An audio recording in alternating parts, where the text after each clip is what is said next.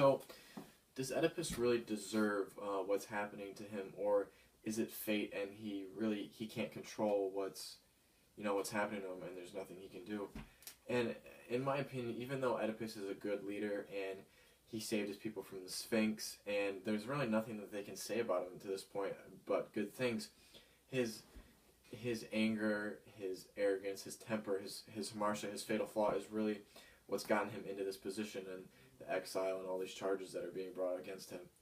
And he only has himself to blame for what's happening to him.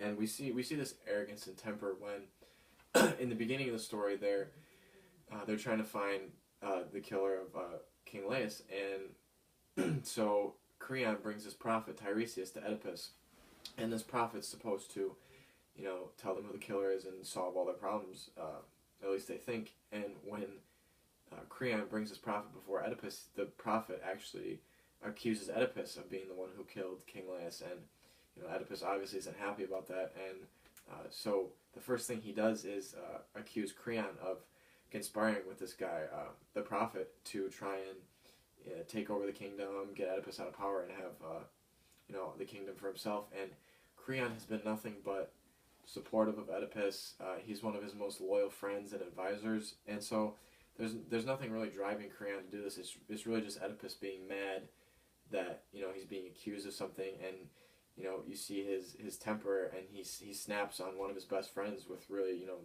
no reason or evidence whatsoever. So we see his temper on display here, but his temper is really magnified in another event in the story when he's fleeing his hometown because he went and saw this oracle, and the oracle told him that he's going to kill his dad and marry his mom. And so Oedipus is a little freaked out by that, and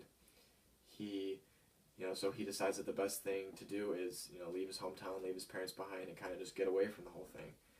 So he goes to this new city, Thebes, and on his way there he passes by this caravan on this this path, this trail, and they get in his way, push him off the road. They do something that he doesn't like, and they have to be dealt with. So he snaps and kills them.